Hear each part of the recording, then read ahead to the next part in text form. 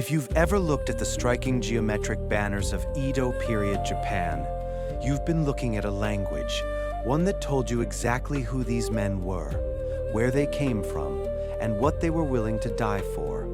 This is the complete guide to Matoi fire standards and Toby symbols, the hidden visual code of Edo's most feared and celebrated firefighters. Edo burned. It burned constantly, obsessively, and catastrophically. The city, now known as Tokyo, was packed with wooden buildings, paper screens, and charcoal braziers, and it sat in a region prone to high seasonal winds. Major fires swept through the city dozens of times over the Edo period, and the residents eventually accepted it. They called these fires Edo no Hana, the flowers of Edo, and it was in this world of constant destruction that one of history's most distinctive visual systems was born. The Matoi was the fire standard of an Edo firefighting brigade. At its most basic, it was a pole, usually 6 to 9 feet tall, topped with a distinctive three-dimensional headpiece, decorated with trailing paper or cloth streamers, and carried by a single man into the heart of a burning scene. But calling it simply a banner dramatically undersells what it actually was. It was a signal, a territorial claim, and a badge of identity all at once. When a fire broke out, the first brigade to arrive planted their Matoi on the roof of the building nearest to the flames. Their Matoi Mochi, the banner bearer, climbed up while everything around him was burning or threatening to burn, and he waved the standard so the whole district could see it. His job wasn't to fight the fire. His job was to stay visible, to keep that banner moving above the smoke, so that everyone watching knew exactly which brigade had the scene. In a city without radio, without telephones, and often choked with black smoke, that banner was the only information system that worked. And that meant the Matoi Mochi was, by definition, the most exposed man in any fire response. He was on the highest point, in the most dangerous position, holding a pole in the middle of a smoke column. And his unspoken agreement with his brigade was simple. You don't come down until the fire's out, or the roof gives way under you. The job wasn't assigned to someone who wanted it. It went to the man the brigade believed was best suited to be their living flag. It was one of the highest honors a firefighter could receive. Now here's where the visual code becomes extraordinary. Edo was divided into dozens of firefighting companies, and by the early 18th century, after the shogun Tokugawa Yoshimune formalized the system in 1718, there were 48 official Machi-Bikeshi brigades, organized under the Iroha syllabary, Japan's phonetic alphabet.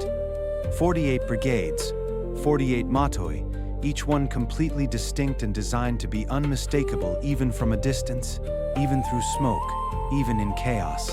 Understanding Matoi fire standards and Toby symbols means understanding how these designs actually worked as a system. The Matoi wasn't simply painted, it was constructed. The top piece, called the head, was a three-dimensional object, often made of lacquered wood or polished metal. Some heads were shaped like open hoops.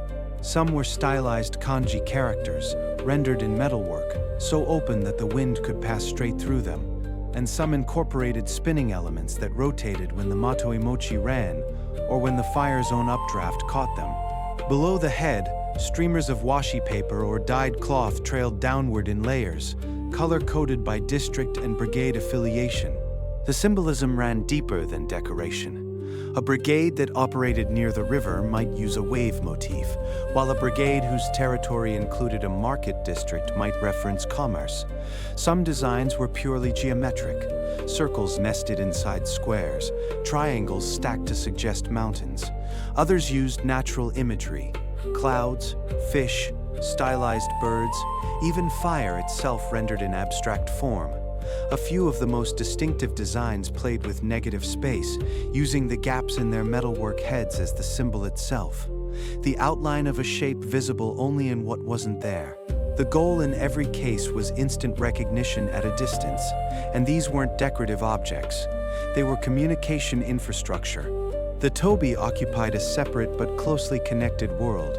The word Toby means kite, the bird. and they were the specialist demolition workers of Edo's fire response. While the Hikeshi Brigade fought the fire with their Matoi standing overhead, the Toby used long hooked poles called Tobi to tear apart buildings in the fire's path, creating gaps in the urban fabric that stopped the flames from jumping structure to structure.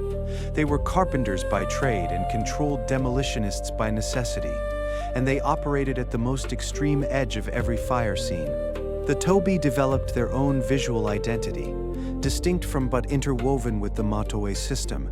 Their symbols appeared on the backs of their short hunting jackets, on their tool handles, and on the fabric wrappings of their equipment.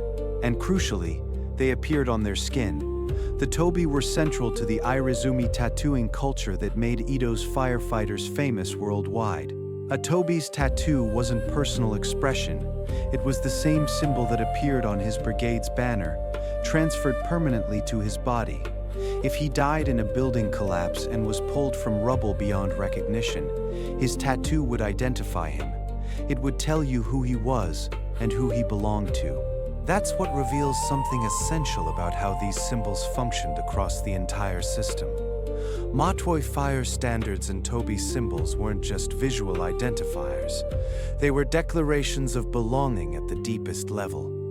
They told the world which brigade you served, which territory you claimed, which rivals you faced across the firebreak, and which history you carried on your back.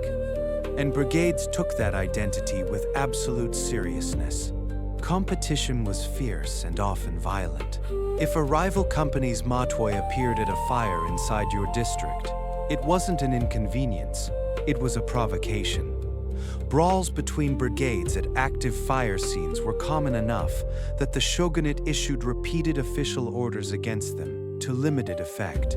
Men would fight, sometimes fatally, over which Matoi had the right to stand on which roof. Because the banner wasn't a symbol of the brigade, in the minds of the men who carried them, it was the brigade itself, its honor made physical, its territory made visible, its pride planted in the smoke for every rival and every citizen to see. These symbols didn't disappear when Edo became Tokyo, and a modern professional fire service replaced the old volunteer brigades. They migrated. They moved into festival culture. At Matsuri across Japan today, you'll see Matoi carried in processions that trace directly back to the Edo companies.